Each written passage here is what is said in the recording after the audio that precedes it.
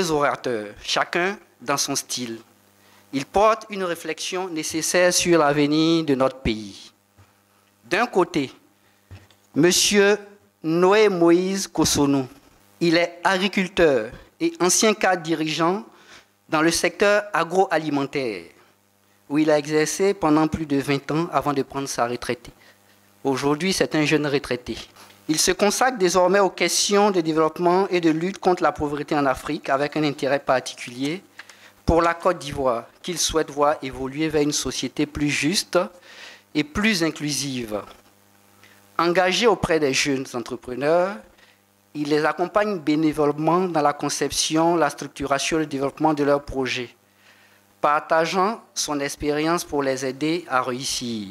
Parallèlement, il contribue par ses écrits à nourrir le débat public et à promouvoir une Côte d'Ivoire unie, stable et prospère. Il est l'auteur de 2 ouvrages, Non, ça doit changer, paru en novembre 2021, et Levez-vous, n'ayez pas peur, en juin 2025, dans lesquels il expose ses réflexions sur le développement, la citoyenneté et l'avenir du pays. Il va interroger les choix politiques à venir à travers une question centrale. Quelle politique publique pour espérer plus de justice sociale les 5 prochaines années? De l'autre côté, la bergère Marie-Laure Boni.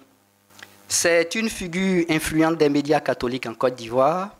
C'est la première femme nommée par la Conférence des évêques de Côte d'Ivoire au poste d'administrateur des médias catholiques. La bergère est également titulaire d'un diplôme d'ingénieur commercial option finance.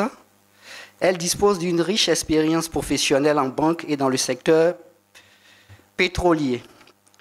Depuis 2012, elle a pris la décision de se consacrer entièrement au service de Dieu au sein de la communauté catholique Mère du Divin Amour, dont elle est membre cofondateur. Elle est la preuve, le témoignage vivant de la foi en action avec les œuvres en ce 21e siècle. Elle est également responsable de la mission internationale des fils et filles de l'Alliance MIFA et présidente de Théos. Dans les instances de l'Église, elle a été invitée à travailler comme membre dans le comité épiscopal œuvre pontificale mission, MISO, de la conférence épiscopale régionale de l'Afrique de l'Ouest, CERAO. La bergère a aussi été invitée en qualité de membre du comité scientifique du symposium des conférences épiscopales d'Afrique et de Madagascar pour travailler à l'élaboration du document sur l'apport de l'Église d'Afrique au synode de la famille tenu en octobre 2015 à Rome.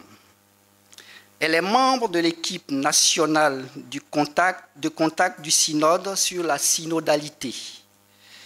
Voici brièvement présentée celle qui ce soir va nous guider sur le chemin d'une introspection autour du thème « La Côte d'Ivoire, des valeurs, comment la retrouver ?» Avec tout le vuvuzela auquel on assiste, sommes-nous conscients que nous avons perdu quelque chose? 2 thématiques en apparence distinctes, mais qui sont intimement liées. Justice sociale et valeurs constituent les 2 faces d'une même pièce. 2 thématiques indissociables. D'emblée, ce que je vais dire, c'est que l'environnement dans lequel nous sommes actuellement et ce que nous entendons ici et là, cet environnement, il est lourd. Il y a 2 jours, j'étais à l'intérieur du pays et je priais pour notre pays et je priais pour nous tous. Et je vais avec vous, j'ai la chance de ne pas être, professeur d'université, donc moi je peux me permettre un certain nombre de choses. Je suis juste un chrétien, je suis un intellectuel comme tout le monde, mais je suis aussi un homme de foi. Et quand je priais pour notre pays, il y a un cantique qui m'est venu dans le cœur. Et moi, je vais librement le chanter avec vous. Et que ce cantique, c'est un cantique qu'on connaît tous, mais qui m'a fait couler un peu de larmes le jour-là. Parce que les notes étaient totalement particulières, elles me paraissaient un peu nouvelles. les paroles de ce cantique avaient un poids, étaient revêtues d'une certaine autorité. Il y avait un esprit comme qui était dans ces paroles-là. Alors ce chant, nous le connaissons tous. Ma lumière et mon salut, c'est le Seigneur. Il est le rempart de ma vie. Devant qui tremblerai-je, qui pourrais-je craindre ici-bas? Comme un berger qui conduit son troupeau, le Seigneur veille sur nous, il est notre secours. Ma lumière et mon salut, c'est le Seigneur. Il est le rempart de ma vie. Devant qui tremblerai-je, qui pourrais-je craindre ici-bas?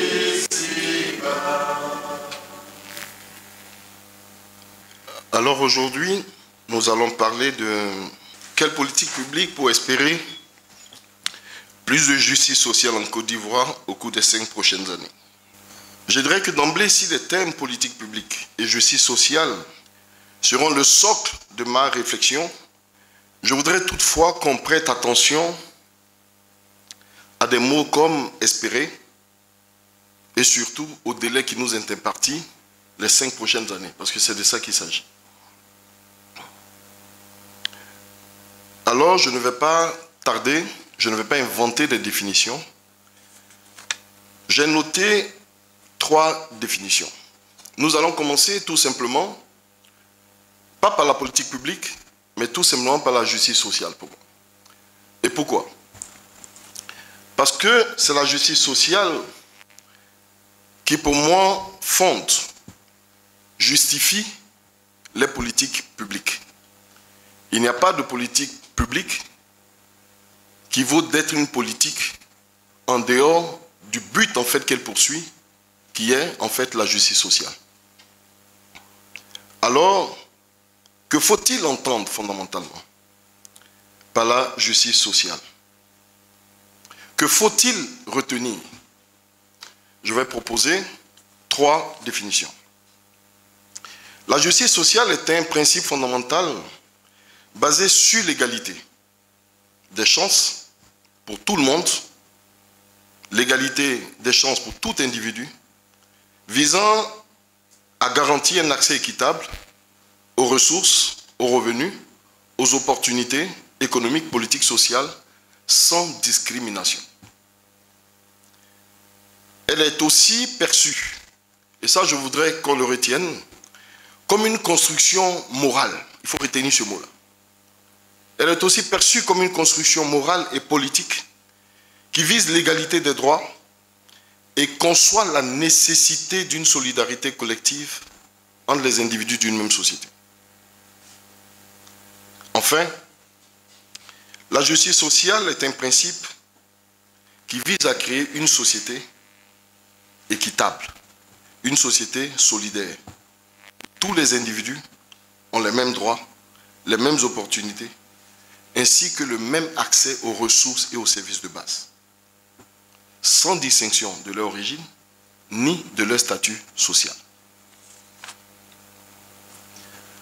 Alors, je pense qu'il n'y a pas d'autre explication à donner. Je trouve que c'est très clair. Que faut-il entendre maintenant par politique publique? Sur ce point, je ferai quelques explications, effectivement, pour vous emmener à voir, en fait, pour moi, ce qui est caché derrière la notion de politique publique. Ce sont des programmes d'action menés par des autorités publiques pour répondre ou pour résoudre des problèmes sociaux spécifiques et pour atteindre des objectifs qui sont clairement définis. Les politiques publiques désignent donc un ensemble en fait de décisions qui visent à résoudre un problème que le gouvernant peut estimer prioritaire. Elle est élaborée par une entité publique, mais avec la collaboration d'autres parties prenantes qui peuvent être publiques ou privées. Ce qu'il faut retenir, c'est que la politique publique part avant tout de l'identification d'un problème qu'on peut estimer public. Donc si le problème public est identifié et qu'il est clairement résolu, nous pouvons avoir des effets promoteurs en fait pour la société. Donc le problème public est la base. Le problème public est celui-là qui va justifier la politique publique. Il y a une cohérence, il y a un lien de causalité entre le problème public et la politique qui est censée être mise en œuvre pour pouvoir effectivement corriger en fait ce problème public. Mais pour le faire, il y a des étapes. Donc il y a la définition du problème, la détermination, il faut le déterminer avant de le définir. La détermination des causes, pourquoi nous avons ce problème-là. Pourquoi nous avons ce problème. La détermination justement aussi des personnes qui sont concernées, quelles sont les personnes qui sont impactées en fait par ce problème. Et la détermination de l'évolution du problème si rien n'est fait. Si nous observons que nous avons un problème et que nous ne prenons pas les mesures correctes pour pouvoir résoudre le problème, qu'est-ce que cela va engendrer comme d'autres problèmes? C'est comme, moi j'ai l'habitude de faire les routes de l'intérieur. Quand je vais à Sueffry, je passe, je peux avoir un petit trou sur la route, et puis je reviens après 2 semaines, ça ressemble à un cratère, et puis après, quelquefois, vous ne pouvez plus passer. Donc il y a comme ça des problèmes publics que nous observons dans tous les secteurs, que ce soit dans nos infrastructures, dans nos hôpitaux, partout je pense qu'on peut les observer. Donc en fait, une fois que ces problèmes sont observés, lorsqu'ils ne sont pas traités, en réalité après, à quoi sommes-nous exposés? Ce qu'il faut dire, c'est que la détermination du problème public, qui constitue un élément fondamental, cette détermination n'est pas toujours objective ou elle n'est pas, elle dépend en fait de la personne qui perçoit cela comme un problème. Et donc vous observez un problème public, je vous donne un exemple. Moi, je savais, dans ma présentation, il n'y a pas de politique dedans, mais naturellement ce sont je vais dire, des faits qu'on observe et puis bon, que j'évoque au passage. J'avais lu concernant par exemple la tour F, qui est au plateau, la 3e tour d'Afrique. Le ministre en question avait expliqué que c'est parce que au plateau, par exemple, à un moment, on n'avait plus de bureau pour les fonctionnaires. Donc il fallait faire une tour F. Donc vous avez un problème. Il pose en fait un problème. Il y a un problème en fait de bureau, il y a un problème d'espace en fait pour les fonctionnaires, où est-ce qu'ils vont travailler. Et donc la solution, c'est de faire effectivement une tour qui peut accueillir en fait tous ces fonctionnaires. Voilà.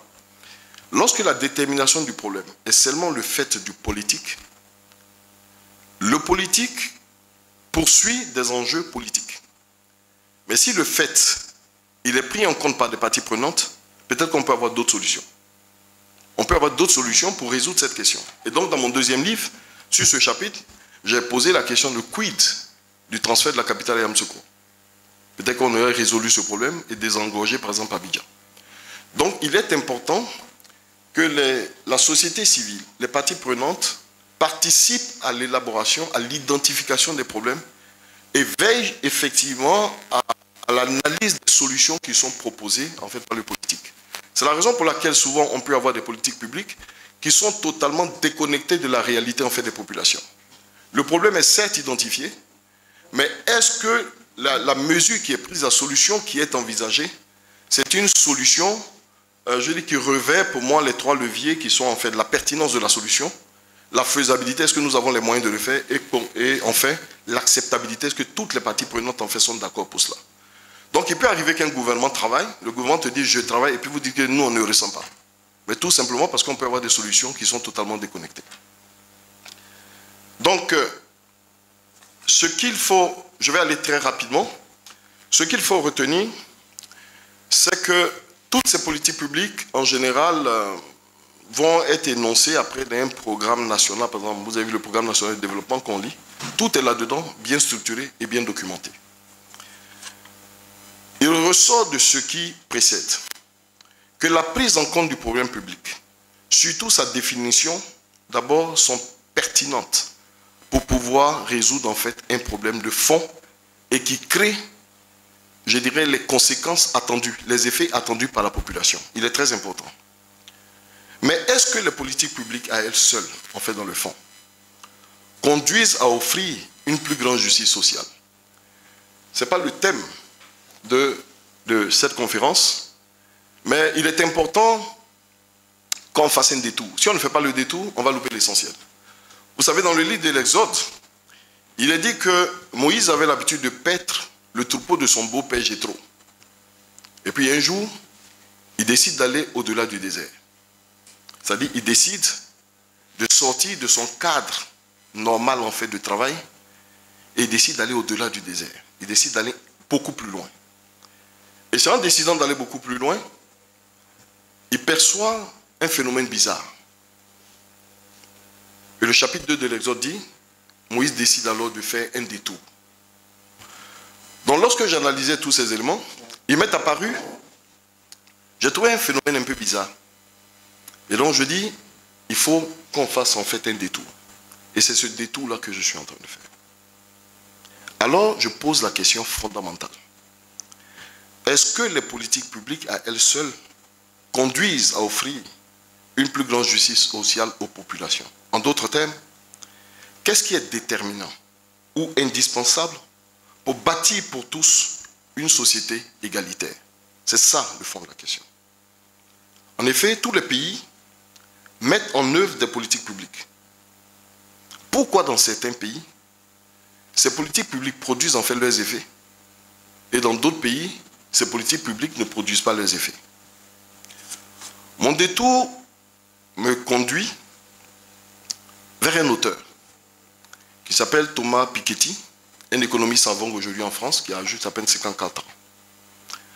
Thomas Piketty a écrit un très beau livre, au début qui faisait à peu près 1000 pages, une brève histoire vers l'égalité. Mais après, interpellé, il a dû réduire un peu le livre, mais il est très intéressant, je vous le recommande. Thomas Piketty écrit ceci. Il dit: les sociétés humaines inventent en permanence des règles et des institutions pour répartir les richesses et les pouvoirs. Mais il s'agit toujours de choix réversibles.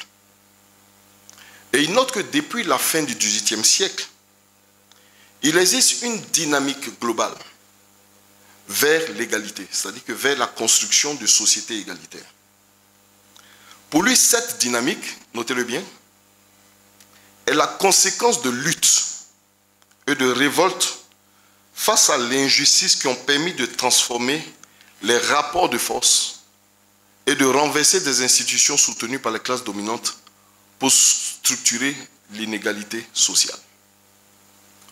Ce que Thomas Piketty dit ici, lui qui est économiste et qui observe, il dit: ce ne sont pas les politiques des gouvernants qui, la plupart du temps, ont permis de bâtir des sociétés égalitaires où il y a une justice sociale.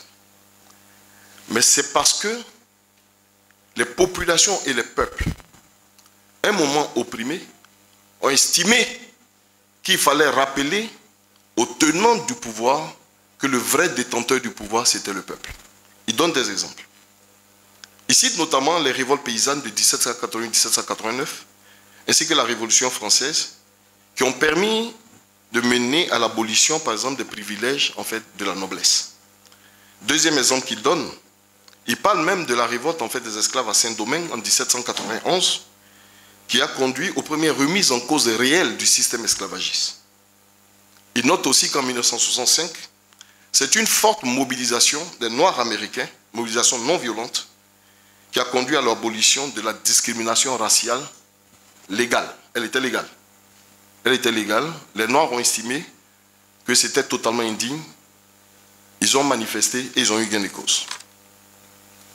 Mais pour ce qui concerne la Côte d'Ivoire, je note que dans les années 1990, où moi j'étais étudiant, c'est la mobilisation populaire, avec la force des syndicats, tels que le SINARES et autres, qui ont contraint le président Houphouët-Boigny à révoquer d'abord son ministre de l'économie et des finances, parce qu'on estimait que tous les gens du PDCI avaient bouffé l'argent de l'État, c'était les gros taux.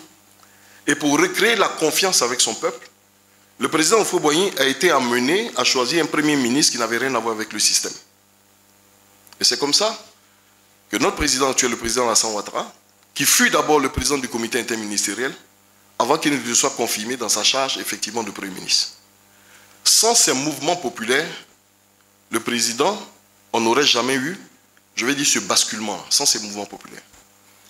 En août dernier, je crois l'année dernière, 2024, c'est la mobilisation populaire. Ça, c'est moi qui le note, ce n'est pas Piketty, mes observations. C'est la mobilisation populaire qui porte Mohamed Younous, le vrai fondateur des microcrédits, comme Premier ministre en fait du Bangladesh. Ce mouvement a été enclenché par les étudiants. Regardons récemment, il y a à peine une semaine, au Népal, c'est le mouvement il s'appelle la génération Z, c'est des jeunes, qui ont estimé qu'il y avait beaucoup de corruption, les jeunes n'avaient pas d'emploi, les jeunes ont renversé le gouvernement, et le président a été obligé, sous l'instigation de ces jeunes-là, à prendre en fait une femme première ministre, qui était d'abord présidente de la Cour suprême. Elle est réputée comme une personnalité anticorruption. Il y a juste une semaine, c'est le vendredi 12 dernier. Pourquoi, je fais mention de tout ceci? Tout simplement. Parce que la mise en place des sociétés égalitaires s'obtient par l'implication du peuple sur les sujets qui le concernent.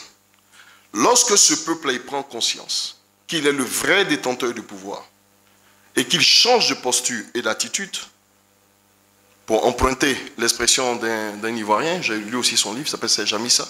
Je vous invite à lire vraiment ce livre-là. Il insiste sur la notion en fait, de la posture et qu'il change de posture, alors tout peut changer. Donc, seul l'engagement d'un peuple, ça c'est ma profession de foi, je le crois, fondamentalement, seul l'engagement d'un peuple dans son avenir fait advenir la justice sociale et non pas les politiques publiques à elles seules évoquées ça et là. La posture du peuple est donc le baromètre qui engage et oblige les politiques à initier des politiques publiques qui sont pertinentes. C'est cette réalité que semblait soutenir, bien avant nous, peut-être le président Sankara, dans sa fameuse phrase, lorsqu'il disait que le peuple, en fait, qui n'est pas capable d'assumer sa révolte, ne mérite pas que l'on s'apitoie sur son sort. C'était une invitation, justement, à ce que les gens s'élèvent, en fait, dans leur tête et assumer, en fait, leur histoire. Et de dire à leurs gouvernants que nous devons prendre cette voie, et c'est la seule condition et moment pour que le peuple, en fait, vive en paix. Ceci dit, j'évoquais à l'entame de mon propos l'importance non moins négligeable du verbe espérer. Espérer, c'est entrevoir la réalisation de ce que vous souhaitez. Mais ce n'est pas la réalisation. Vous entrevoyez. Et le thème, c'est quelle politique publique pour espérer avoir une justice sociale. Et ce détour était nécessaire. Parce que la posture du peuple associée à la bonne politique, je dis publique, c'est celle-là qui produit en fait un changement. Pour que des politiques publiques soient pertinentes, il faut qu'elles prennent leur source dans le peuple, qui est pour moi le commencement et la finalité de l'action politique. Donc il est important que dans une société, que ce soit des organisations mais des populations, elles veillent à ce que les mesures qui sont prises pour elles soient directement connectées ou en lien avec leurs aspirations profondes. Alors pour qu'une politique publique emmène en fait un peuple à espérer, ça veut dire qu'il faut que ce peuple-là il soit debout, il faut qu'il soit alerte, il faut qu'il soit attentif aux enjeux politiques et économiques et sociaux qui se passent sous ses yeux. Pour comprendre ça tout simplement, si vous voulez aller aux élections, on vous pose la question, qu'est-ce qui vous fait espérer que vous allez remporter les élections? Espérer, on n'a pas dit que vous allez gagner. Qu'est-ce qui vous fait espérer? D'abord, c'est que vous devez être convaincu que vous avez suffisamment de militants, premier point. Et deuxième point, vous êtes convaincu que vos militants sortiront pour aller voter pour vous. C'est à cette condition que vous allez espérer. Mais ça ne veut pas dire que vous allez gagner.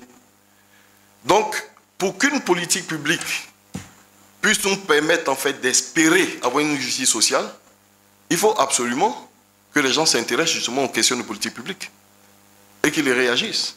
et qui s'intéressent à la vie sociale et politique en fait de leur pays. Si vous allez passer le bac, qu'est-ce qui vous permet d'espérer que vous allez avoir le bac? C'est parce que vous avez pris le soin d'étudier et que le jour du bac, vous allez aller à l'examen. Mais ça ne vous garantit pas de réussir au bac. Il y a d'autres paramètres, d'autres phénomènes qui peuvent se produire ce jour-là. Mais je pense que la question de fond qui m'est posée, ce n'est pas en fait pour espérer. Parce que dans le thème qui est proposé, il y a derrière ce que je peux voir subtilement, c'est quelle politique publique pour avoir plutôt une société égalitaire et non pas pour espérer. Donc quelle politique publique qui peut nous permettre d'avoir une société égalitaire? Cette question est évidemment différente de la question en fait de quelle politique publique pour espérer. Mais je vais essayer d'y répondre. En partant du principe que nous sommes dans une société égalitaire où la population est alerte, la population est engagée dans son avenir, ce qu'il faut pour qu'une politique publique nous apporte une justice sociale, il faut des conditions. Ça veut dire quoi? Ça veut dire qu'il faut d'abord, clairement, résoudre en fait les problèmes qui se posent en fait à cette société-là. Et c'est ce qu'on a dit tout à l'heure, c'est la détermination des problèmes. Tant que les problèmes ne sont pas correctement déterminés, on ne pourra pas avoir pour finalité l'éclosion ou l'émergence d'une vraie société équitable. Alors quels sont ces problèmes? Les problèmes de la Côte d'Ivoire, je pense que les problèmes de la Côte d'Ivoire sont beaucoup plus nombreux que les habitants du pays. Nous avons beaucoup de problèmes. Alors, répondre à la question, voilà ces problèmes qu'il faut corriger, voilà ces problèmes qu'il faut corriger, ça peut être extrêmement laborieux. Je me suis amusé à prendre mon téléphone ou des personnes que j'ai rencontrées. Je pose la question, à ton avis, quel est le problème que nous devons résoudre pour avoir plus de justice sociale? J'ai tout entendu. Et quand je vous dis j'ai tout entendu, j'ai tout entendu. En passant par, je vais vous les citer, l'orpaillage clandestin, les arrestations arbitraires, il faut que le gouvernement subventionne le projet des jeunes, il faut que les concours à la fonction publique soient transparents, les problèmes de sécurité, il y en a plein. Mais il y a un problème pendant qui m'a fait rire, pas parce qu'en fait c'est pas sérieux, c'est une Ivoirienne qui ne vit pas en Côte d'Ivoire, je crois qu'elle m'avait appelé pour avoir un renseignement et puis je lui ai dit, mais d'ailleurs ça tombe bien, je vais te poser une question, quels sont les problèmes en fait qu'il faut résoudre en Côte d'Ivoire pour avoir la justice sociale? Et la dame de me répondre, moi mon vrai problème là c'est le rattrapage ethnique là. Je lui ai dit, mais en quoi toi c'est un problème pour toi? J'étais étonné. Et la personne me demande, mais toi tu ne sens pas le rattrapage ethnique ou bien toi ça ne te fatigue pas? Je lui ai dit, mais toi tu es là-bas, en quoi le rattrapage ethnique en fait te fatigue ici? Juste pour vous dire que les problèmes, il y en a plein. Alors, nous voyons bien que les défis sont nombreux. Mais pour y répondre efficacement, il nous faut de la méthode, il nous faut une démarche. Cette démarche, pour moi, consistera à identifier ce qui est essentiel, ce qui est déterminant, fondamental à résoudre. Pour comprendre ma démarche, c'est comme si vous devez passer, par exemple, le bac série littéraire, qu'on appelait le bac A, du temps où moi j'étais encore à l'école, avec toutes les disciplines sont là-dedans. Et à 5 jours du bac, vous vous rendez compte que vous n'êtes pas au point dans vos révisions. En fait, dans aucune matière, vous êtes au point. Mais vous avez 5 jours. Alors, vous avez des problèmes partout. Alors, quelle est la discipline sur laquelle vous mettrez l'accent, sur laquelle vous mettrez en fait vos efforts, vous allez vous concentrer pour aller? Évidemment, c'est la discipline qui a le plus fort coefficient en points littéraires. Donc, il va y avoir des questions comme la philosophie, peut-être les matières littéraires, il va y avoir un peu d'histoire. Jamais il vous viendra à l'esprit de passer du temps sur les mathématiques. À l'époque, c'était coefficient 1.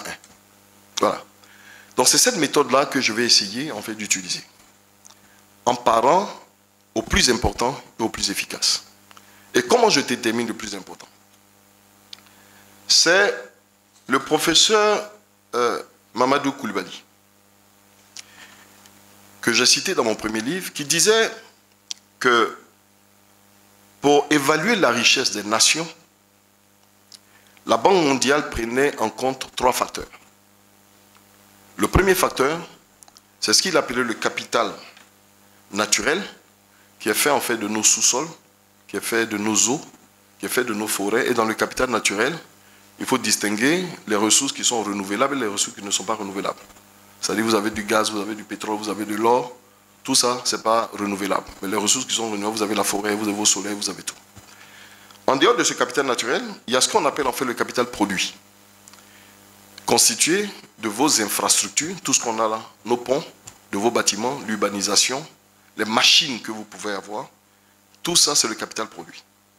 Et le troisième, c'est celui qu'il appelle le capital intangible, qui est constitué principalement de ce qu'il appelle le capital humain et la qualité des institutions qu'il y a dans le pays. Alors, nous avons ces 3 niveaux, ces 3 actifs qui déterminent en fait la force et la richesse en fait des pays. Pour le professeur Darren Acemoglu, je vous conseille aussi de lire ce livre, il a écrit un très beau livre, Prospérité et richesse des nations. Un livre à peu près de 400 pages, et dans lequel, avec des détails et des chiffres précis, Darren Acemoglu estime que la plupart des pays les plus riches, les plus solides socialement, économiquement, ce sont des pays qui ont mis l'accent sur le capital intangible, c'est-à-dire le capital humain et la qualité des institutions qui régissent en fait le fonctionnement de ces sociétés-là. Alors, si c'est ce capital-là qui est le plus important, à l'opposé des 2 autres, les ressources naturelles et le capital produit, comme l'étudiant du bac, je mettrai l'accent d'abord à traiter les problèmes qui sont liés au capital intangible. C'est évident. Et ce capital intangible, comme je le disais, constitué du capital humain et de la qualité des institutions, fait d'abord référence, quand on parle du capital humain, aux questions de santé et aux questions d'éducation. Ce sont ces 2 capitaux-là associés qui font le capital humain. Donc, avec les institutions, c'est ce bloc qui fonde en fait le capital maintenant intangible qui est immatériel, qu'on ne peut pas toucher, mais qui constitue l'essentiel de la force en fait des nations développées. Alors, pour traiter le problème et pour proposer des actions concrètes, il nous faut donc évoquer les problèmes qui sont liés à ces questions. Donc, je traiterai d'abord la question du capital humain. Donc, notamment, capital humain, on parlera des questions de santé et des questions, par exemple, d'éducation. Je ne suis pas enseignant, je ne suis pas acteur de l'éducation nationale. Donc, tout ce que je dirais relativement à ça, c'est juste une observation de notre société. Donc, souffrez peut-être que ce que je dirais peut-être soit frappé, peut-être que ce sera caduc ou quoi, mais j'ai la chance de ne pas être du corps enseignant, donc je peux me tromper. Alors, relativement à l'éducation, je voudrais évoquer, pour qu'on se comprenne bien, la pensée de 2 personnalités. C'est Nelson Mandela et Martin Luther King. Nelson Mandela, je veux bien les évoquer parce qu'il faut qu'on comprenne le positionnement de l'éducation dans la construction en fait d'une nation. Nelson Mandela estime que l'éducation est l'arme la plus puissante avec laquelle on peut transformer le monde. C'est l'idée qu'il a de l'éducation. Pour Martin Luther King, l'éducation a 2 fonctions. La première fonction de l'éducation, c'est l'instruction, mais pour lui, ce qui est plus important, au-delà de l'instruction, l'éducation a pour fonction de donner du caractère à l'homme. Du caractère à l'homme. Ce que Martin Luther King appelle caractère, c'est un ensemble en fait de valeurs. De valeurs qui donnent en fait du poids à quelqu'un, qui donne du poids, qui lui donne de la consistance. Et pour cela, il évoque la question de l'intégrité, la question du courage, la capacité qu'a un homme à prendre position face à des faits de société lorsqu'il n'est pas d'accord. Et pour lui, c'est l'éducation qui produit ce genre de personnes-là. Et pour lui, c'est fondamental. Vous savez, je suis venu avec un petit livre là, écrit par quelqu'un, je ne sais même pas s'il doit avoir 30 ans, un petit Malien. Il a fait un très beau livre en 2 tomes qui s'appelle « Décoloniser l'école africaine et libérer les apprenants ». Moi, je vous conseille de lire ce livre-là, c'est en 2 tomes. Je vous conseille le livre. Il n'a pas 40 ans. Ce garçon qui écrit ça, c'est un livre, il est brillant. Il est dans la même veine que Martin Luther King sur la question en fait, des valeurs, sur la question de l'intégrité. La bergère est là, je pense qu'elle parlera de ça, donc je ne suis pas spécialiste là-dedans, donc je me tais. Alors,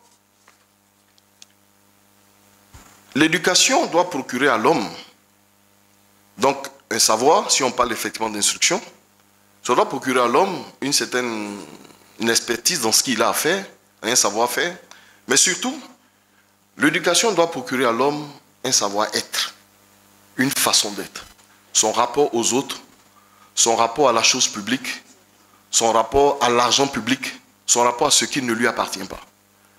Donc, vous allez avoir dans des sociétés des personnes qui ont des doctorats, qui ont des MBA, tout et tout, ils ont étudié partout. Mais ce sont des personnes qui, peut-être, ont du mal à se retenir face à ce qui ne leur appartient pas. C'est un problème fondamental d'éducation. C'est un problème fondamental d'éducation, en fait, et de valeur.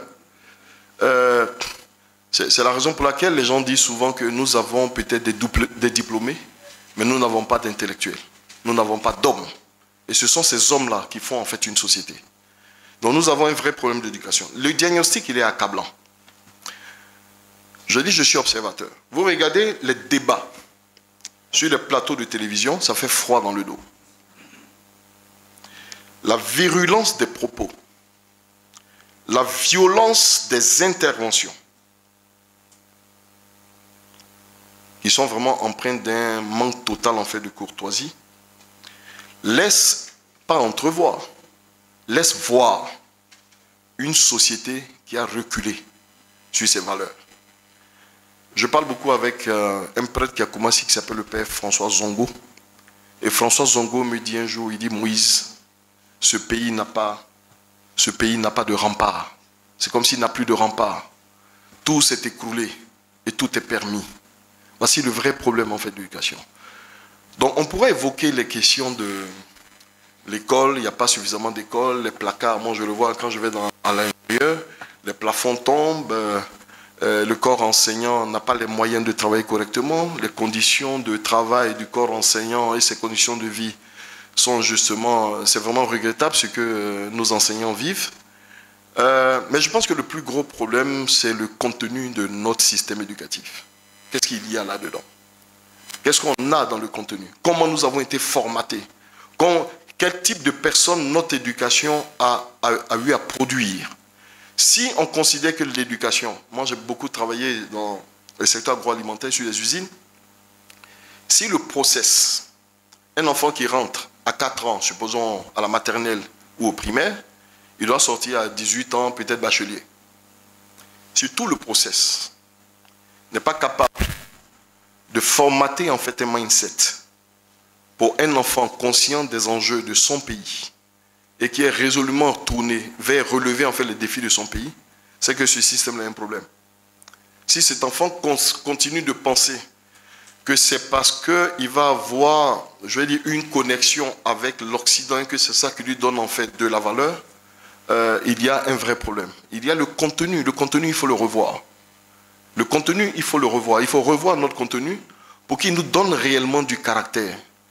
Si nous avions vraiment ces contenus, vous n'allez pas avoir sur des plateaux de télévision des personnes de 30 ans, de 35 ans traiter des personnes de 80 ans ou bien de 83 ans. Excusez-moi, je parle par exemple du président Ouattara et du président Gbagbo qui ont pratiquement l'âge de mon père. Quoi qu'on dise, quel que soit le bord politique, j'insiste qu'il y ait un minimum de retenue lorsqu'on parle en fait de ces personnes, même sur des plateaux de télévision. C'est hallucinant pour des Africains. La démocratie ne nous donne pas le droit d'oublier quand même qui nous sommes, d'où est-ce que nous venons. Il y a un minimum de valeur. Ce sujet-là m'est très sensible, donc je ne veux pas trop rentrer là-dedans. Donc sur la question de l'éducation, je pense qu'il faut revoir en fait le contenu de ce qu'on nous apprend, au-delà de l'instruction. Il faut que notre système éducatif arrive à produire en fait des hommes qui sont debout et qui ne sont pas des corrompus et qui ne tremblent pas devant l'argent. Il faut que le système éducatif arrive à produire des gens sur qui l'argent n'a pas de pouvoir. Sur qui l'argent n'a pas de pouvoir. Et ça, c'est important. Si nous ne pouvons pas y arriver, en fait, tout le problème, en fait, tout le pays sera voué totalement, pour moi, à un avenir totalement par adieu. Je vais rapidement aborder la question, j'en parle plein-mêle. Alors, donc, comment on résout la question de l'éducation? Quand vous allez à l'intérieur du pays, vous voyez en fait des écoles un peu qui sont pas du tout nantis. Je ne vais pas revenir en fait sur ces questions, mais je pense que il faut fondamentalement réfléchir à la réorganisation en fait de nos États. Je n'ai jamais compris, je me suis toujours posé la question, pourquoi on a dissocié l'éducation, par exemple, de la culture. Je ne sais pas si ailleurs ça se fait, mais je trouve que stratégiquement et fondamentalement, c'est une grosse erreur de dissocier l'éducation de la culture, parce que pour moi, l'éducation prend source en fait dans la culture. L'éducation prend sa source en fait dans la culture. Avant de parler des grands pays qui sont riches et qui sont puissants, la puissance économique prend sa source avant tout dans la puissance en fait culturelle. Si culturellement vous n'êtes pas fort, économiquement vous serez zéro. Je pense que ce sont des pistes sur lesquelles nous devons réfléchir. Je vais rapidement aller sur la question, par exemple, de la santé, pour finir le capital humain. Sur la question du capital humain, je vais faire court. J'ai quelqu'un qui est dans cette salle, dont le père est décédé. Le père a eu un AVC, à peu près 400 km d'ici, d'Abidjan. Et on lui a demandé on leur a prescrit un scanner. Donc à l'hôpital de Bondoukou, il n'y a pas de scanner. À l'hôpital d'Anyimbilekro, il n'y a pas de scanner. À l'hôpital d'Ambangourou, il n'y a pas de scanner. Le seul scanner que vous aviez, c'était à l'hôpital d'Adzopé. Donc s'il faut amener quelqu'un à Adzopé, mieux vaut l'amener à Abidjan. On a mené en fait ce papa à Abidjan, mais qui malheureusement après est décédé. Quand on parle d'accès à la santé, c'est de ça qu'on parle. J'ai une tante qui fait un AVC, qui est évacuée du village jusqu'à Abidjan, un vendredi. Moi, j'arrive à Abidjan un dimanche. Je vais la voir à l'hôpital de Trècheville. Je rencontre ses enfants. Je l'ai écrit dans mon deuxième livre. Je rencontre ses enfants. Qu'est-ce qu'ils ont dit? Ils ont prescrit en fait un IRM. Mais l'IRM, qu'est-ce qu'il produit? Non, on n'a pas pu faire l'IRM. Pourquoi? Non, au CHU de Trècheville, il n'y a pas d'IRM. Au CHU de Trècheville, on est en 2023, hein, je vous dis. Au CHU de Trècheville, il n'y avait pas d'IRM. Alors, il y a une ordonnance qu'ils avaient, en fait, un devis. C'était pour venir faire l'IRM à la PISAM et qui coûtait 180 000. Donc, pour quelqu'un qui a fait l'AVC le vendredi, c'est le lundi qu'on a pu faire l'IRM. Je note ces questions-là, tout simplement pour parler, quand on parle d'accès équitable aux soins de santé, il n'est pas normal que des gens, parce qu'ils sont à Abidjan, lorsqu'ils sont malades, peuvent avoir des centres de santé à disposition, pendant que des personnes qui sont à l'intérieur, qui paient les mêmes impôts, en fait, comme nous, n'ont pas, en fait, la possibilité d'avoir ces soins. Mais je vais juste dire, l'accès à la santé n'est pas le fait qu'il y ait tout simplement un centre de santé ou bien du matériel. L'accès prend en compte deux variables. C'est la disponibilité d'abord du service, mais surtout la capacité financière du contribuable à payer le service. Donc ça en appelle en fait par son pouvoir d'achat. Et donc pour toute cette question de santé, d'éducation, je reste convaincu qu'une vraie politique en fait de décentralisation mérite grosse réflexion. Rapprocher effectivement les contribuables des services de base primaires. Parce que je trouve dommage que pour avoir un scanner, par exemple, à Bondoukou, que cela soit décidé par le gouvernement ici à Abidjan. C'est trop long. Pour ceux qui ont travaillé dans les entreprises privées, en général, si vous voulez avoir de l'efficacité, il faut rapprocher en fait des décisions du client. C'est tout, c'est pas compliqué. Alors, je vais très rapidement, on me signale que j'ai juste 5 minutes. Et donc, je vais terminer sur le point, le dernier point justement du capital intangible, qui est la qualité des institutions. Et je vais finir par là. Effectivement, nous avons un gros problème. Mais parlant du gros problème, je ne peux pas dire le problème, mais seulement je vais vous relever les faits. En 2002, en septembre 2002,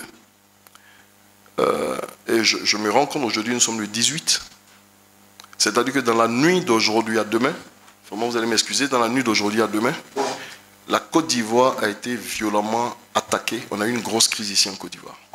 Il y a pratiquement 2002, 2025, ça fait 23 ans. Donc dans cette nuit, nous allons fêter cet anniversaire un peu tragique. Pour tous ces morts que nous avons eus, je voudrais respectueusement m'incliner sur. Cette attaque nous a fait perdre un ancien chef d'État, un ministre de l'Intérieur qui était en fonction, des hauts gradés en fait de l'armée et des civils qui n'avaient rien à voir avec toutes les affaires politiques. Je vais noter parmi eux Et vraiment, je vais rendre un vibrant hommage à ce fils digne de la Côte d'Ivoire qui est Marcellin Yassé. Marcellin Yassé.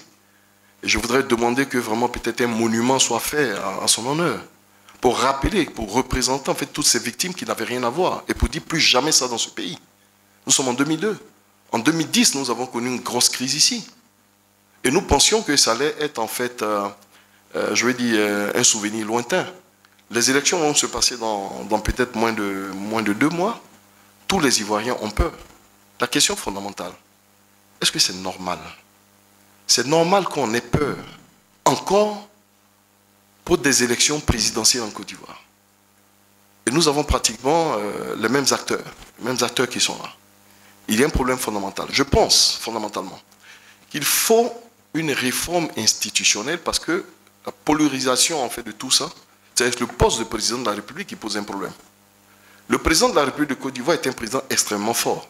Il est plus fort que les institutions. J'en parle déjà dans mon premier livre, en 2021. Donc, ne m'amenez pas où je suis pas allé. Voilà. Donc, le président de la République de Côte d'Ivoire est plus fort que les institutions. J'avais proposé, en fait, pour cela, que l'indépendance, en fait, de la justice soit quelque chose de consacré et qu'on n'y touche pas. Le Canada, le fondement du Canada, c'est la suprématie de Dieu et la primauté du droit. Le Canada de fondement, suprématie de Dieu et primauté du droit.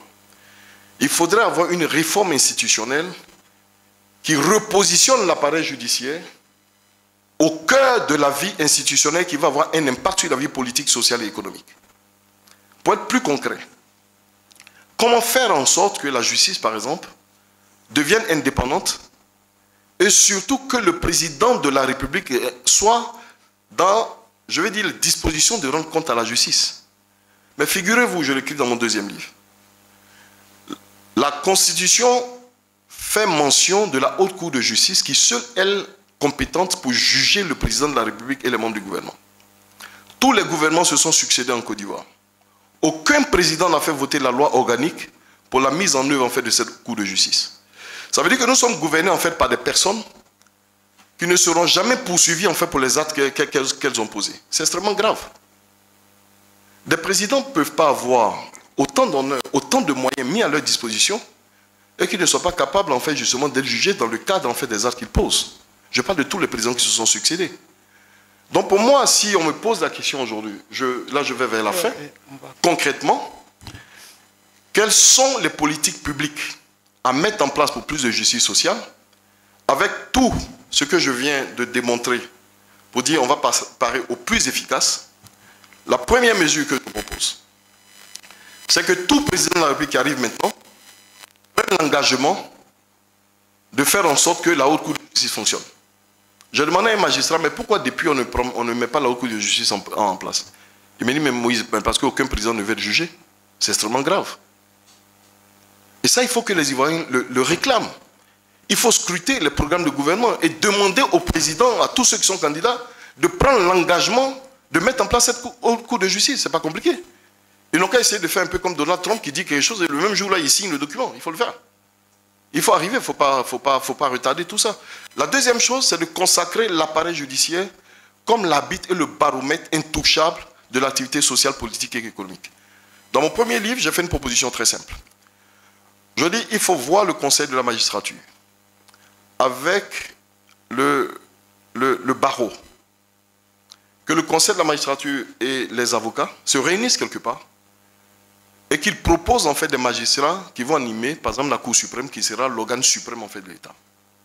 Si nous avons besoin de 7 juges, je ne sais pas, c'est des exemples que je donne, nous avons besoin de 7 juges ou bien 8 juges à la Cour suprême, que ces magistrats et ces avocats, eux, les avocats qui pratiquent en fait les magistrats, donc ils savent qui est bon, qui n'est pas bon.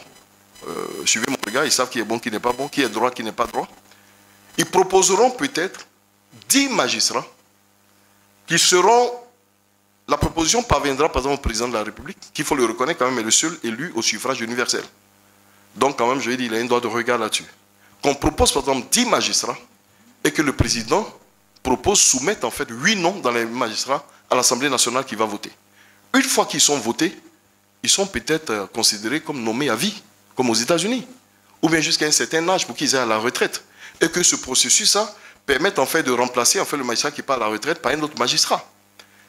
Une fois que vous avez ces moyens, où le président de la République ne peut pas nommer et révoquer les gens comme il le veut, mais vous allez voir, je vous assure, que l'effet domino sur la vie de la nation, on sera très surpris. Il faut que la justice soit indépendante. Et c'est l'indépendance de la justice qui garantit à tous des décisions de justice crédibles. Je vous remercie. Merci à Moïse Noé. Ça a été long mais très instructif. On aura le temps de revenir sur sa communication. Mais on va aller rapidement avec la bergère pour cette Côte d'Ivoire des valeurs qu'il faut retrouver. Bonsoir à tous. La Côte d'Ivoire des valeurs, comment la... Je voudrais déjà remercier les initiateurs de cette conférence, remercier la Commission Justice, Paix et Environnement et spécialement le père Éric Norbert Abécan. Alors, l'objectif de mon intervention, c'est d'offrir une réflexion profonde et accessible sur la crise des valeurs en Côte d'Ivoire, en identifiant les racines de cette crise, ses manifestations actuelles et les pistes concrètes pour une renaissance éthique et citoyenne. Alors, pourquoi parler aujourd'hui des valeurs? D'abord parce que nous sommes dans un contexte électoral et mon frère tout à l'heure a mis le doigt sur des comportements ou des agirs qui montrent bien que nous avons un mal-être ensemble. Et nous sommes face à une fragmentation sociale, une défiance vis-à-vis des institutions et la montée des discours identitaires. Il faut donc rappeler dans ce contexte la vocation historique de la Côte d'Ivoire comme terre d'hospitalité, de dialogue et de paix. Voilà pourquoi il est important de replacer les valeurs au cœur du projet national. Mais avant de venir au cas concret de la Côte d'Ivoire, puisque la Côte d'Ivoire elle-même est inscrite dans le Conseil des Nations, je voudrais que, comme le disait mon frère, nous fassions un détour. Nous fassions un détour pour voir quelle est la place des valeurs dans nos sociétés actuelles, au niveau mondial. Il faut savoir que pendant 15 siècles, l'Église a dominé le monde. L'Évangile a modélé les habitudes des peuples, particulièrement les peuples de l'Occident. Toutes les activités humaines ont été façonnées par la foi chrétienne, au point d'avoir eu à un moment donné dans l'histoire une civilisation dite judéo-chrétienne. Mais à partir du XVIe siècle vont apparaître de nouveaux espaces géographiques, de nouvelles sciences. Et par ailleurs, l'industrialisation de l'économie a entraîné de nouveaux modes de vie qui petit à petit ont déstabilisé la population dans leurs convictions religieuses et endommagé la foi des populations. Et donc depuis le siècle dernier jusqu'à nos jours, nos sociétés sont marquées par de grands changements, favorisées par la montée fulgurante des moyens de communication sociale, dans un contexte de mondialisation et de globalisation, avec en ligne de mire le village planétaire. Dans un tel contexte, les comportements d'un continent peuvent facilement être déportés dans d'autres continents par le biais des moyens de communication sociale. Alors, qu'est-ce qu'on constate au niveau culturel? La révolution informatique et numérique a entraîné une communication, comme je le disais, une information plus rapide. De telle sorte qu'aujourd'hui, nous vivons maintenant, l'ancien monde cloisonné disparaît et nous vivons ensemble dans un monde globalisé et continentalisé. Nous avons aujourd'hui, au niveau culturel, de plus en plus dans les nations, une séparation de l'ordre divin et de l'ordre temporel, traduit par le concept de la laïcité, et qui entraîne progressivement une déchristianisation de la société. Aujourd'hui, ici en Afrique, on assiste plutôt à une effervescence religieuse. Mais dans les pays occidentaux, la société se déchristianise de plus en plus. On voit des gens qui se débaptisent, des lieux de culte qui sont transformés en boîtes de nuit. Notre société est également marquée par une exacerbation de la pleine puissance de la liberté individuelle, avec en toile de fond la négation de Dieu.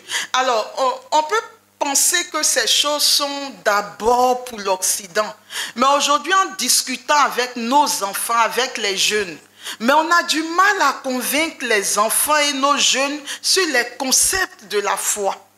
Ils vous questionnent sur tout. Et aujourd'hui, ce n'est pas évident que ce qui a été accepté au préalable, simplement avec l'innocence qui va avec, soit accepté par nos jeunes d'aujourd'hui. Chacun a le droit de faire de sa vie ce qu'il souhaite. Dans la société actuelle, il est interdit d'interdire. D'accord? Chacun peut faire ce qu'il veut. Et je lisais dernièrement une revue dans laquelle celui qui parlait disait, il y a des pays en Occident où l'enfant, à partir de 5 ans, a le droit d'aller à l'école.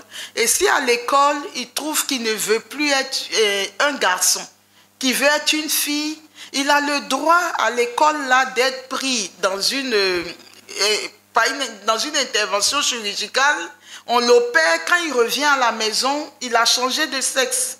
Et les parents n'ont pas le droit de se prononcer. L'enfant est protégé par la loi sociale. On assiste dans nos sociétés à une désacralisation de la vie. Une désacralisation de la vie et une uniformisation des loisirs, des modes de consommation. Donc nous avons dans presque le monde entier les valeurs qui se perdent de plus en plus. Une société de plus en plus superficielle, où les choses les plus importantes, c'est le paraître. Paraître devant les autres, avoir des appareils high-tech, avoir des voitures de dernière génération, avoir des grosses cylindrées, avoir des grosses maisons, peu importe les fondements éthiques sur lesquels sont basées l'acquisition de ces choses, pourvu que nous les ayons. Et la société dans laquelle nous sommes, pour ne parler que de ces choses très brièvement, la société dans laquelle nous sommes fait la culture du m'as-tu vu et de la superficialité. On manque cruellement de profondeur et de valeur. Et la Côte d'Ivoire, qui est justement dans le concert de ces nations, n'échappe pas à tout ce qui se passe dans le monde entier. La Côte d'Ivoire n'y échappe pas. Et c'est donc notre Côte d'Ivoire, pour revenir à nous, semble vaciller au niveau des valeurs. Nous traversons aujourd'hui une période de grande turbulence morale. La parole donnée n'a plus de poids. La parole donnée n'a plus de poids. Et moi, à titre d'exemple ou de témoignage, c'est quelque chose à laquelle je suis très sensible.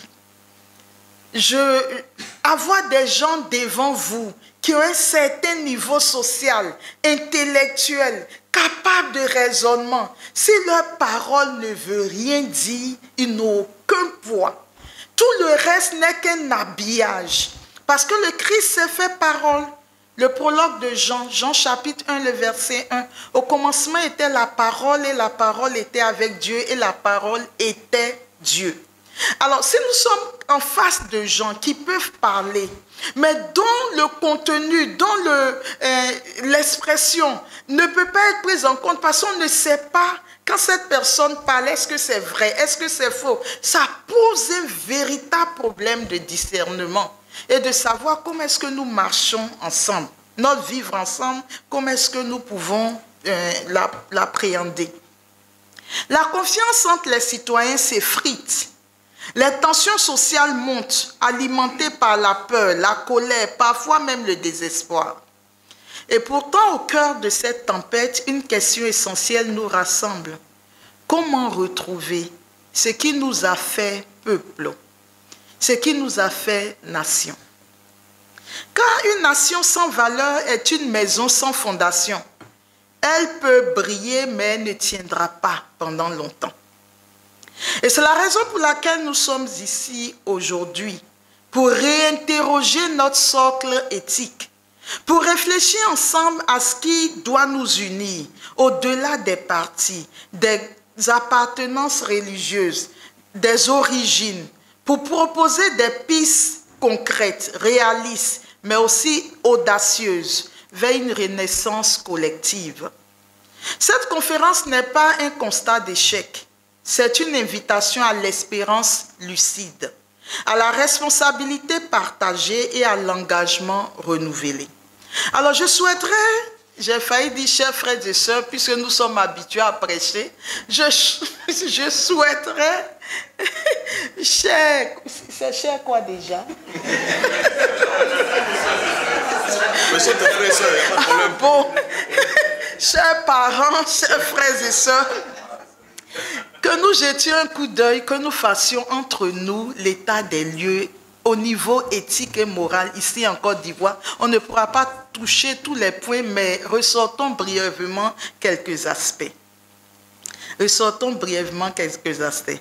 La Côte d'Ivoire est en crise et la crise suppose une situation de déséquilibre provoquée par le dysfonctionnement et la désarticulation des forces qui constituent la société et qui, de ce fait, a du mal à retrouver les repères dont elle a besoin pour avancer. En Afrique noire et particulièrement ici en Côte d'Ivoire, puisque c'est de nous qu'il s'agit, les origines sont multiples. Les origines peuvent être politiques, économiques, sociales, etc. Relevons quelques aspects de cet état des lieux. Sur le plan politique, après un demi-siècle de souveraineté, on peut sans embâche affirmer que la Côte d'Ivoire a fait des progrès dans des domaines de développement national et en matière d'intégration politique régionale et panafricaine. Cet essor est malheureusement fragilisé par une crise politique, sociale et économique.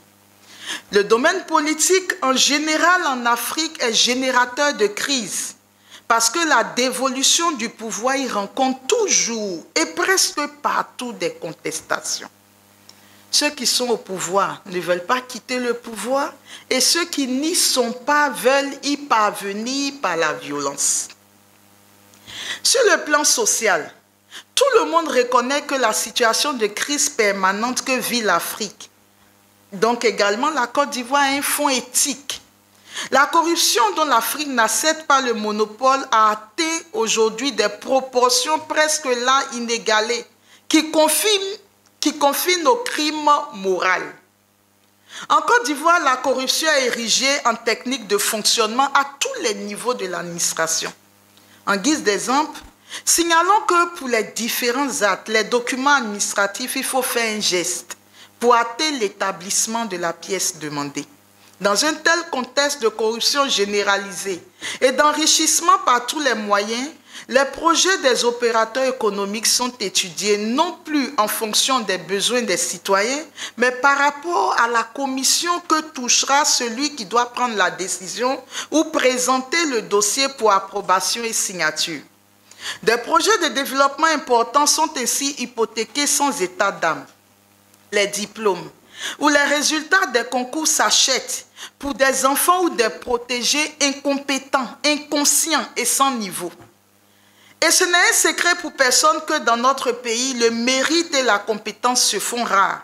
Seul pèse dans la balance des recrutements le poids des billets de banque et la densité des relations complaisantes.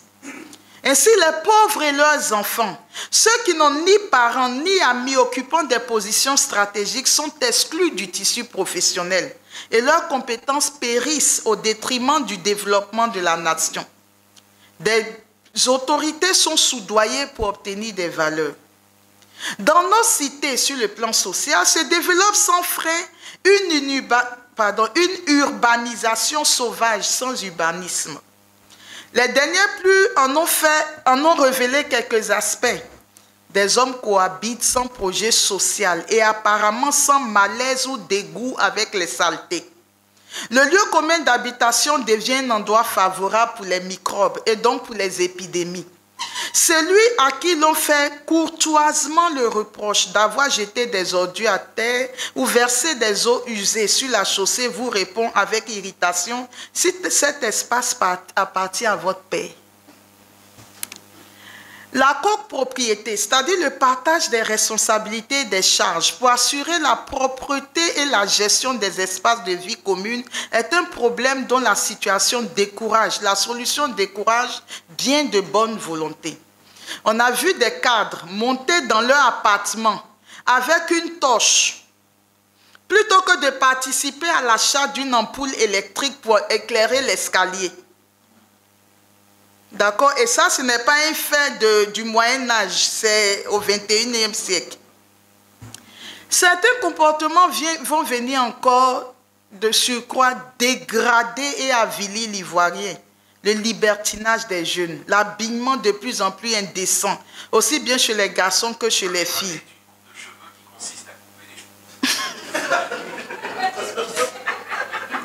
Merci, on va couper nos cheveux. Fait découvrir une lente dégénérescence de la dignité de la personne humaine, aussi bien corporellement que moralement. D'accord? La dépravation sexuelle conduit de plus en plus de jeunes filles dans le domaine de la prostitution. Et le taux d'avortement va en augmentant. Le fœtus innocent est ainsi condamné à mort par un avortement pour sauver l'honneur, pour ne pas hypothéquer les études ou l'avenir, pour ne pas mettre à mal notre foyer ou notre institution. Sur le plan religieux et ethnique, dans la crise ivoirienne comme dans beaucoup d'autres crises en Afrique, vous n'avez pas besoin d'être un prophète pour tomber presque à pile-poil sur l'appartenance politique d'une personne en fonction de son groupe ethnique ou de sa religion d'origine. Seule une minorité vient contredire cette réalité palpable sur le terrain. Et c'est ce qui est encore plus inquiétant, c'est que la religion peut parfois apparaître comme un élément de déstabilisation sociale que les forces politiques peuvent utiliser à leur fin, tandis que les populations en font inutilement les frais. Alors, face à cette situation, face à quelques brèves situations que nous avons énoncées, et il faut quand même que je le dise parce que c'est un moment, c'est quelque chose qui me touche aussi particulièrement. Lorsque nous diagnostiquons, que nous faisions l'aggiornamento de notre église en Côte d'Ivoire, et spécialement à Abidjan, nous découvrons qu'il y a une effervescence religieuse, surtout au niveau de la naissance des communautés nouvelles. Aujourd'hui, Abidjan, à lui seul, bon, on va dire la ville d'Abidjan à elle seule, en termes de communautés nouvelles, a plus de 200 communautés nouvelles. Mais face à cette situation, et de façon contradictoire, on voit que notre société se porte de plus en plus mal. Les communautés naissent, la vie religieuse est effervescente, on sent un dynamisme au niveau religieux. Mais les valeurs et la société, elles, à contrario, se dégradent. Les cadres rentrent de plus en plus dans les cercles ésotériques. La drogue gagne de plus en plus les jeunes. La corruption gagne de plus en plus du terrain. Donc, on a le sentiment qu'il y a un manque d'impact de la vie religieuse sur la transformation réelle et profonde de nos sociétés. Donc, ayant donc posé ce diagnostic, avant de rechercher les valeurs, on pourrait se demander, mais quelles sont les valeurs qui avaient fondé la Côte d'Ivoire? Les valeurs que nous recherchons aujourd'hui. Avant de chercher à retrouver ces valeurs, il nous faut d'abord les nommer, les reconnaître, les honorer. Car une nation ne se construit pas seulement avec des routes et des lois, mais avec des principes qui guident les cœurs et les consciences. Et je pense aussi que c'est un élément fondamental de se dire l'être humain en tant que potentiel véritable est le seul capable d'être transformé, dont la mentalité a besoin d'être transformée si nous voulons avoir un impact réel transformateur positivement de nos sociétés. Si tout est mis là, que rien n'est fait au niveau du cœur humain, des consciences, de la morale, on aura du mal à faire avancer ensemble sur ces deux pans. Donc, regardons les valeurs qui ont fondé la Côte d'Ivoire d'alors. D'abord, il y a eu les valeurs traditionnelles. La Côte d'Ivoire, dans sa culture, dans sa diversité culturelle, a toujours été portée par des valeurs enracinées dans nos traditions. Le respect des anciens, qui n'est pas une simple politesse, mais une reconnaissance de la sagesse et de l'expérience. Aujourd'hui, avec, on va dire, avec tout ce que le monde nous propose, avec la mondialisation et la globalisation, mais nos valeurs africaines ont été mises de côté. La politique de la table rase, où tout ce qui est culture africaine relève du paganisme. Mais l'Afrique a des valeurs. Et l'Afrique avait de profondes valeurs qui aujourd'hui ont été mises de côté. Au point où maintenant, alors dernièrement, j'animais une retraite pour 140 jeunes. Et j'ai fait exprès. Ils étaient assis devant moi comme vous l'êtes. Et j'ai fait exprès. J'ai laissé tomber un mouchoir. Et puis, je suis allée soulever un embaume, mais qui était vraiment très lourd. Ils sont assis, ils me regardent. Et puis, je pousse l'embaume. Mais je pousse l'embaume pourquoi? Parce que je vais m'arrêter à l'embaume pour leur donner le message que j'ai à leur donner. Les enfants m'ont regardé, 140 jeunes, de 10 ans à 33 ans. Ils m'ont regardé. Et comme c'est lourd, je pousse un côté, je reviens de l'autre côté. Donc vous voyez, avec tous les gestes qui vont avec, parce que j'ai un message à communiquer. Mais ils sont assis là. Ils m'ont regardé du début jusqu'à la fin. Je prêchais et le mouchoir était là, je vais, je viens. Et puis à un moment donné, je me suis arrêtée. Je dis, quelle génération de jeunes êtes-vous? Autrefois, des jeunes m'auraient vu en train de faire ce mouvement qui se serait précipité. Et ben je laisse ça, maman, laisse ça, on va le faire. Ils sont assis comme dans une salle de cinéma en train de me contempler, me débattant avec l'embaume. Je leur dis, regardez le mouchoir qui est à terre. Qui a osé le prendre? Nous, on a fait le lycée Sainte-Marie durant tout notre cycle. Mais tu ne peux pas voir un mouchoir, même si ce n'est pas toi qui l'as déposé, par terre et ne pas le ramasser. Donc, je leur ai fait, j'ai arrêté la prédication pendant au moins 10 minutes pour leur reparler de nos valeurs africaines. Mais là où je finirai l'exposé en parlant d'espoir, c'est que dès que j'ai fini l'enseignement et que je me suis assise pour faire l'écoute, je les vois, ils se sont organisés. D'autres sont allés chercher des balais, des pelles, des seaux, des serpillères. Ils ont commencé, ils ont plié toutes les chaises. Ils ont commencé à nettoyer la salle. Certains sont allés à la vaisselle. Mais je n'ai plus reconnu ces jeunes jusqu'à la fin de la retraite. Ils étaient transformés. Et leurs parents m'ont appelé pour me demander qu'est-ce que j'ai donné à manger à leurs enfants. Parce que depuis qu'ils sont revenus, ils sont très engagés dans la maison, en train de travailler. En tout cas, ils ont des comportements de plus en plus positifs, ils ne sortent pas. Donc, je veux dire qu'il y a quand même une espérance. Mais revenir à l'enseignement de nos valeurs traditionnelles. Les jeunes sont perdus, ils n'ont pas de repères. Ce n'est plus spontané pour eux, quand ils voient une personne âgée, de se lever ou de l'aider. Mais il suffit qu'on leur réinculque ces valeurs. En montrant le bien fondé, je pense que nous pouvons y parvenir. Revenir aux valeurs traditionnelles, au respect des anciens et autres. La solidarité villageoise était une valeur pour nous en Côte d'Ivoire. Comment est-ce qu'on pouvait s'entraider? Chacun pouvait venir au secours de l'autre, aider l'autre.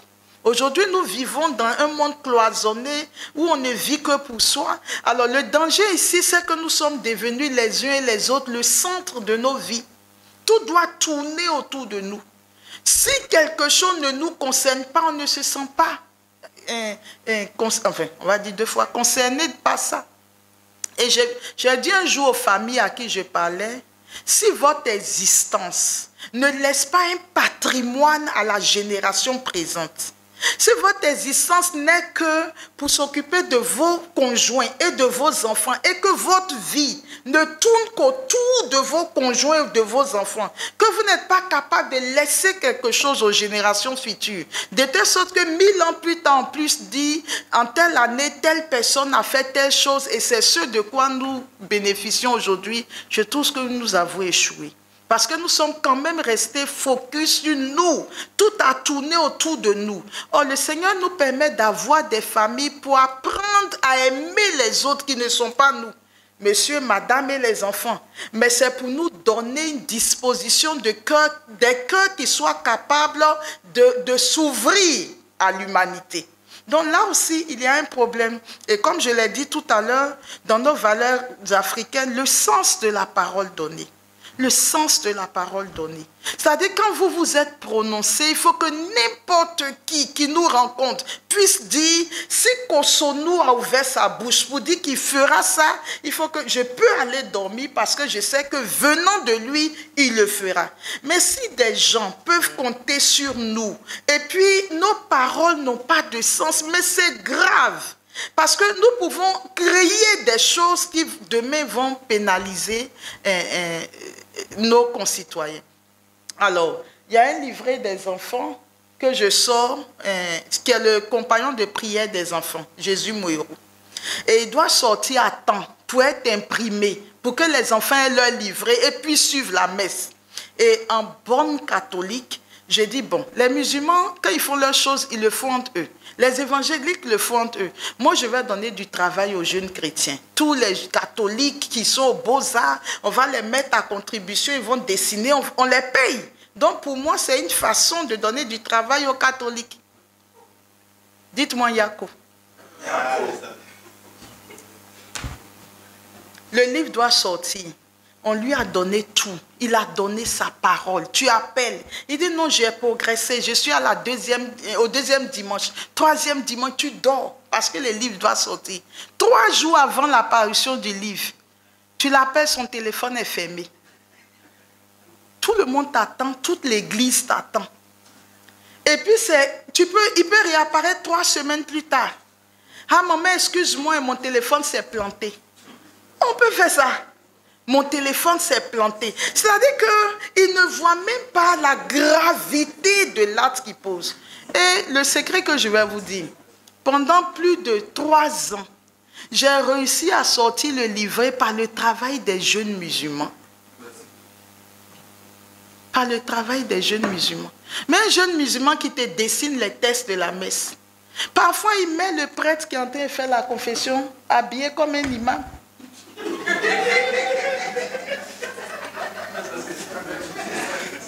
Il met des babouches au prêtre, il met le chapeau des musulmans. Je fais ça à mon fils. Attends, tu es musulman, mais je vais te former un peu. Comme chez nous, dans l'église catholique, il dit, maman, on ne connaît pas. Je dis, va sur Internet. Va chercher comment un prêtre s'habille. Mais ça, on a ces problèmes parce que les jeunes catholiques ne sont pas en train de prendre leur place, de rentrer, d'être vrais, d'avoir cette conscience. D'accord? Dans le sens de la parole donnée. Au niveau des valeurs religieuses et spirituelles, la tradition chrétienne, mais en même temps les autres traditions, je viens de parler des musulmans, ont été pendant longtemps des repères puissants. La dignité humaine, qui vient nous repréciser que nous sommes des pèlerins, que nous avons des valeurs supérieures, que Dieu est le centre de toute vie. Et saint Thomas d'Aquin dit, la vie chrétienne, la quête de la vie intérieure est l'unique nécessaire dans la vie d'un être humain.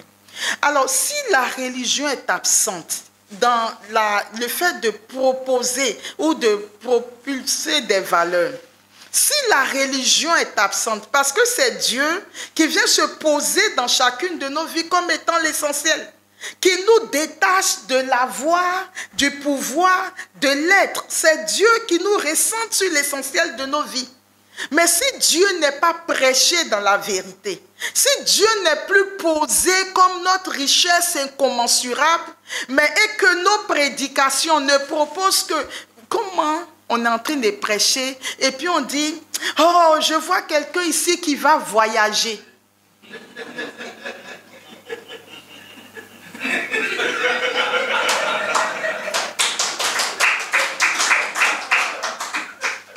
Parce que voyager là. Ah, combien de fois on ne m'a pas invité à l'extérieur, j'ai dit je ne vais pas voyager. Quelqu'un va voyager, quelqu'un va avoir temps. Non, nous prêchons un Messie. Nous prêchons le salut, nous prêchons la vie, nous présentons quelqu'un au monde. Et c'est Jésus de Nazareth. Et c'est ce Jésus qui après peut nous bénir.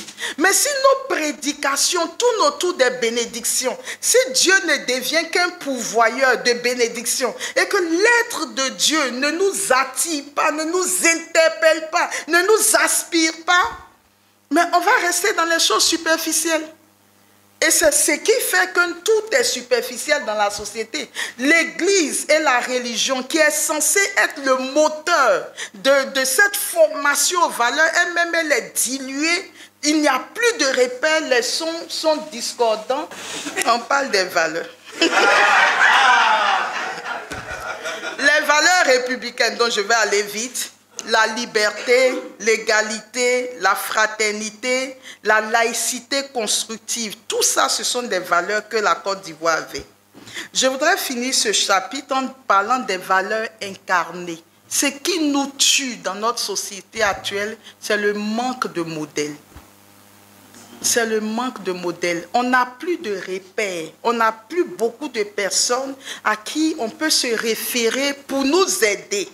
Parce qu'il n'y a que celui qui a atteint un niveau qui peut aider d'autres à atteindre ce niveau. Nul ne peut conduire quelqu'un plus loin que là où lui-même il est arrivé. Et nous avons un bel exemple dans la Bible. Dieu a dit à Moïse que tu conduiras le peuple à Canaan. Mais dans le parcours de Moïse, Moïse n'est jamais arrivé à Canaan. Moïse a quitté l'Égypte, il est allé au désert. Et du désert, il est retourné en Égypte pour aller chercher le peuple. Mais Moïse ne connaît pas la route qui arrive jusqu'en Canaan. Il les a envoyés au désert parce que ça, il connaît. Mais Josué, Moïse l'a envoyé du désert à Canaan. Donc Josué connaît la route qui va à Canaan. Il a pu prendre le peuple pour l'envoyer à Canaan. Donc on ne peut jamais conduire quelqu'un plus loin que là où on est arrivé. Et notre monde a cruellement besoin de témoins qui incarnent ce à quoi ils croient. Et Saint Pierre dit, soyez prêts à rendre compte de l'espérance qui est en vous. Alors, quels sont les symptômes et les causes de la crise des valeurs? Comme mon général est là, je vais aller vite. Je l'ai dit, les symptômes visibles, la corruption normalisée, le clientélisme politique, la violence verbale et physique, il en a parlé, la méfiance envers les institutions, on en a parlé, l'individualisme et le repli identitaire, ça aussi, on en a parlé. D'accord? Voici alors, les causes plus profondes, on a vu les causes visibles, mais les causes plus profondes, c'est quoi? L'échec de la transmission intergénérationnelle. Mais pour transmettre de génération en génération, ça veut dire que chaque génération acquiert des valeurs. Et ça, même ça pose problème. D'accord? L'échec de la transmission intergénérationnelle, l'appauvrissement de l'éducation. L'appauvrissement de l'éducation. Comment est-ce qu'aujourd'hui, l'éducation est tellement appauvrie? Et notre nation a besoin de repenser son système éducatif. Et ici, je voudrais dire rapidement quelque chose. Quand vous allez aujourd'hui sur les réseaux, on fait beaucoup la promotion de l'intelligence artificielle, l'IA. Et l'IA, c'est un outil qui apporte beaucoup. Ça veut dire que même tu as une conférence, un résumé, une synthèse, l'IA fait tout pour toi. Mais est-ce que nous percevons le grand danger qu'il y a derrière l'utilisation de l'IA? On nous dit bien que c'est une intelligence, mais qui est artificielle. Or, saint Thomas d'Aquin dit que l'intelligence se trouve dans les facultés supérieures de l'âme. Et que l'intelligence, de façon particulière, c'est elle qui perçoit Dieu comme étant le bien suprême. Donc, quand cette intelligence n'est plus mise à contribution, on l'endort, elle est en léthargie, elle ne sait rien faire. En plus, à l'école, nos enfants ne font plus de dictée. Ils ne font plus de résumé et de synthèse. Donc, de leur propre intelligence, ils ne sont pas capables d'écrire leurs pensées, de concevoir des choses, de synthétiser, de prendre un thème, de le développer. Ils n'en sont plus capables. Quand ils vous écrivent, c'est truqué de fautes. Et quand, sur les réseaux sociaux, vous mettez un sujet, une thématique à débattre, où chacun peut réfléchir, donner son point de vue, ils vont s'abonner absents. Mais par contre, si vous êtes en train de faire n'importe quoi, la bergère Marie-Laure Bonny en train de manger dans un restaurant sur le champ des Élysées. Et je vais faire une vidéo où on me voit en train de manger des gros morceaux. Ils vont liker. Oh bergère, bon appétit. Au champ des Élysées. Ma bergère toute belle. Mais... Et il y a des hommes aussi qui entretiennent ça. On ne pousse plus l'Africain, on ne pousse plus nos générations à réfléchir, à être des forces de proposition par eux-mêmes. Et l'intelligence artificielle vient se mettre encore sur ça. Mais que sera notre monde d'ici 50 ans, 100 ans? C'est grave. On n'a plus le destin de nos nations en main. Tu veux me dire que c'est fini? Ah, d'accord. C'est grave. L'influence des réseaux sociaux et la culture du buzz. Les réseaux sociaux, ils sont dessus. Ils ne font rien. Alors je dis aux jeunes, le temps que vous passez sur les réseaux sociaux, vous déconnecte de la réalité, vous isole, vous fragilise, fait de vous des potentiels dépressifs parce que vous êtes coupé de votre environnement. Et en Afrique, avant, quand on se retrouve, on va prendre des nouvelles. Comment tu vas et ta famille? Regardez-nous aujourd'hui, on se retrouve entre nous, quand on ne se connaît pas, chacun prend son téléphone. On ne parle plus, on ne communique plus. Alors, je pense qu'il y a quelque chose à faire au niveau des valeurs. Nous n'avons pas le droit de laisser les gens nous dénaturer et nous imposer ce qu'ils veulent que nous devenions. Il faut que nous soyons davantage lucides. Et que nous prenions nos destins entre nos mains, que nous refusions de rentrer dans les chemins et les chemins que les gens ont préparés pour nous. Il nous faut un sursaut, un réveil, pour s'interroger qu'est-ce que nous voulons être et comment y parvenir. Mais ne pas laisser les gens être dans leur nation, dans leur laboratoire et façonner les êtres qu'ils voudraient que nous soyons. Ensuite, il y a le traumatisme des crises politiques passées qui ont besoin d'être guéris. Enfin, comment retrouver les valeurs? Moi, je vois 3 leviers essentiels. L'éducation, qui est le berceau des consciences. Et dans l'éducation, il faut réintégrer l'enseignement moral et civique. Il faut former les enseignants à la pédagogie des valeurs. Mais les enseignants eux-mêmes doivent être ces modèles des valeurs qu'ils proclament. C'est important. Il faut créer des clubs citoyens dans les écoles. La deuxième chose que je vois, c'est l'engagement citoyen qui doit être la force du peuple. L'engagement citoyen. Et ici, il faut encourager les jeunes à s'impliquer dans la vie politique. La politique, pas la politique politicienne, mais la politique qui devient le lieu de la gestion des biens de la société en vue du bien commun. Il faut valoriser les initiatives locales de paix et de solidarité. Il faut créer des espaces de dialogue intercommunautaire. La troisième approche que je vois, ce sont les institutions qui sont le miroir de la nation. Ces institutions doivent incarner les valeurs qu'elles prétendent défendre. Sinon, elles vont devenir des coquilles vides. Donc pour ça, il faut mettre en œuvre des réformes pour plus de transparence et de redevabilité. D'ailleurs, à la sortie de la 16e assemblée plénière de la conférence des évêques, du synode sur la synodalité, dans le document final, ils ont insisté sur le fait que même dans l'Église aujourd'hui, il faut la redevabilité. Le rendre compte, la transparence et le suivi. Tout le monde doit pouvoir rendre compte de sa gestion. D'accord? Renforcer le rôle des leaders religieux et traditionnels. Et promouvoir une gouvernance éthique. Je finis en disant, c'est mon dernier point, que c'est un appel à l'espérance et à l'action. Nous sommes dans une année sainte. Nous sommes dans une année sainte. L'Église nous inscrit dans une année sainte. Une année dans laquelle le pape nous convie à l'espérance. Et l'espérance a un visage, c'est notre Seigneur Jésus-Christ.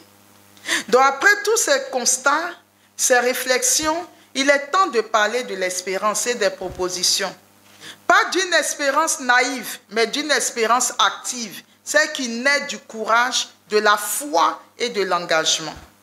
Car malgré les crises, malgré les blessures, malgré les doutes, la Côte d'Ivoire n'a pas perdu son âme. La Côte d'Ivoire n'a pas perdu son âme. D'accord? La Côte d'Ivoire a encore des ressources humaines, spirituelles et culturelles pour se réinventer. Elle a des traditions de sagesse, des jeunes pleins de feu, des femmes debout, des hommes de foi, des artistes visionnaires.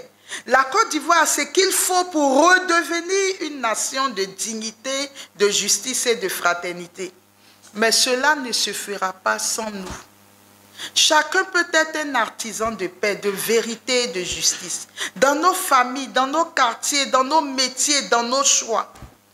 Je voudrais donc, à la fin de ce bref exposé, nous inviter à repartir, pas seulement avec des idées, mais avec une décision. Une décision simple, mais puissante. Vivre les valeurs que nous voulons voir renaître. Vivre les valeurs que nous voulons voir renaître. Mère Teresa a dit, si tu ne peux pas changer le monde, commence à te changer toi-même. Et si chacun d'entre nous commence à prendre la décision d'incarner ces valeurs que nous voulons voir renaître, nous deviendrons contagieux au fur et à mesure. Retrouver les valeurs, c'est retrouver notre dignité et cela commence avec nous. Alors, chers frères et sœurs, à la fin de ce bref exposé, je voudrais nous inviter à redevenir chacun d'entre nous des Bibles ouvertes. Quand les gens nous regardent vivre, qu'ils soient capables de lire dans nos vies ce qui est écrit dans la parole de Dieu. Des églises ambulantes et des tabernacles vivants. Que Dieu nous bénisse.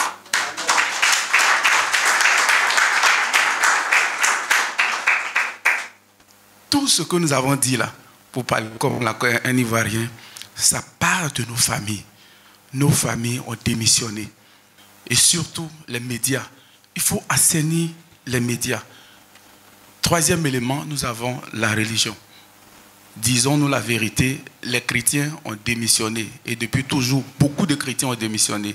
Qu'est-ce que nous faisons lorsqu'on sort de l'église?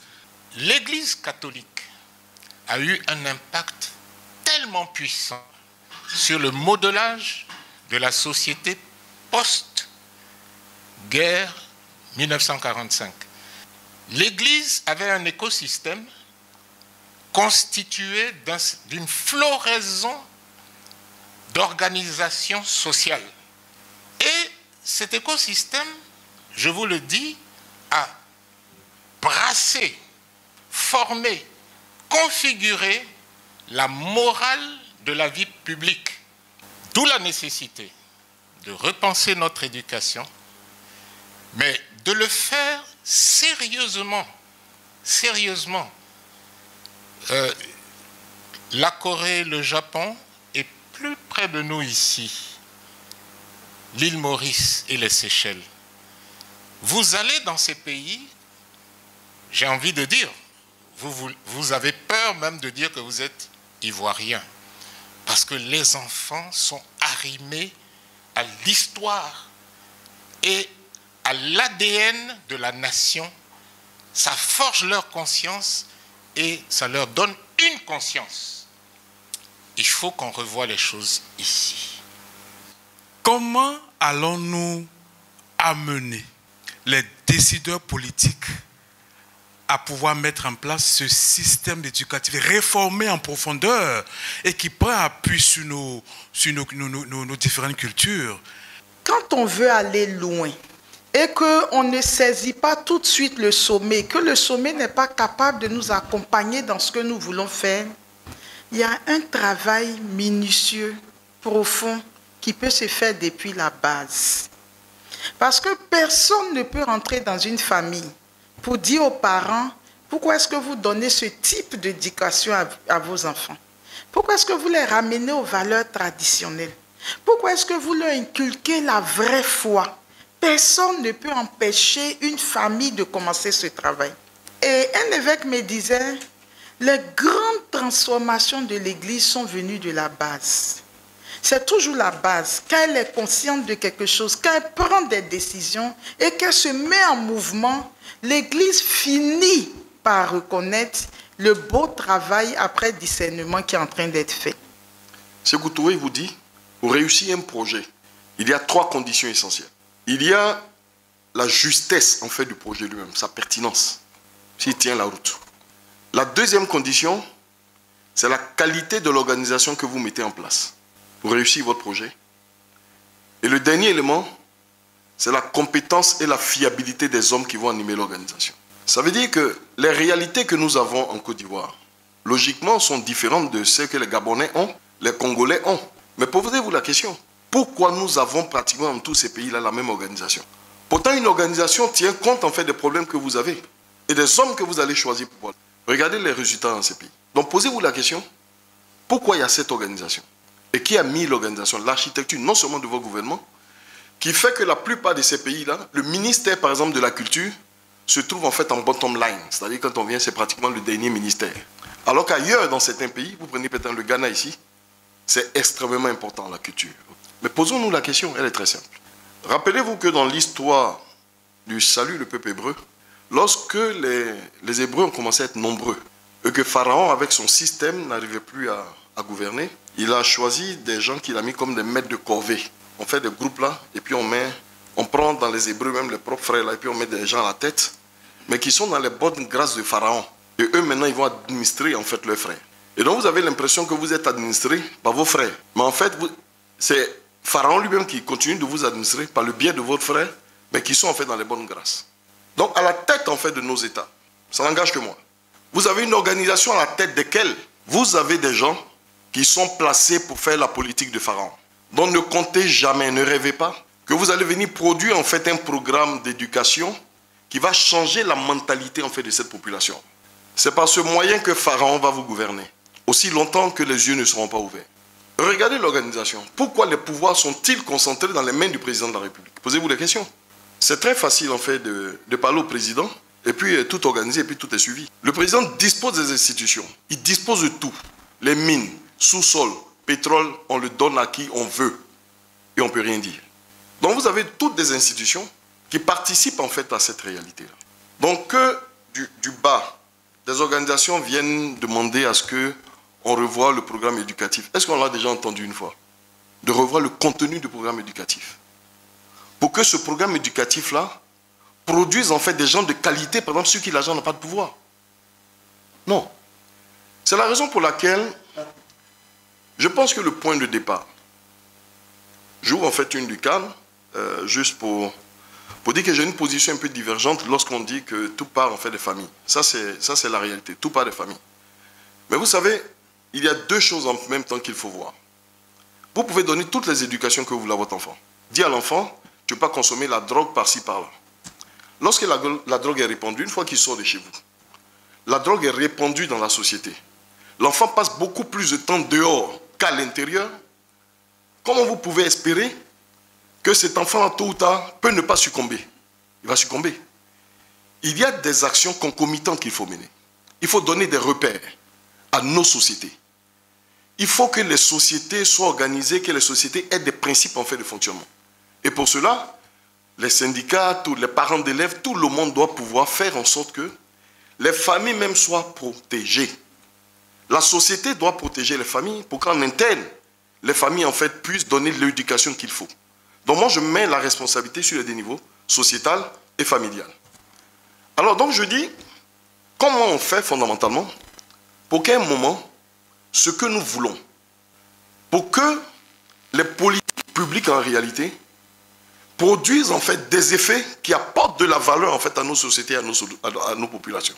Il faut que les vrais problèmes soient identifiés. Le problème qu'on a identifié, c'est par exemple la question de l'éducation. Mais ce n'est pas évident que vous ayez gain de cause. C'est la raison pour laquelle, moi je pense, que lorsque des élections présidentielles adviennent en fait dans un pays, ces élections-là doivent être considérées avec beaucoup de sérieux. Parce que le peuple a l'occasion unique à un moment de choisir en fait un leader. Je pars du principe que tout est clair et que votre voix compte.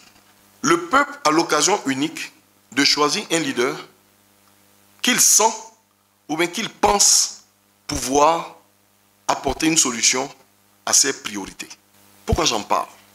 Nos pays africains, la 4e de couverture de mon 2e livre, j'en parle. Aussi longtemps que les populations seront dans l'esclavage, je dirais, de leur reflet ethnique, ils seront dans le bourbier bizarre de leur parti politique au nom d'une certaine discipline en fait de parti, ou bien dans les liens de leur religion, il leur sera très difficile de prendre en fait des décisions de vérité. Il faut que le peuple lui-même, chacun de nous, ait en lui le désir en fait d'être vrai avec lui-même.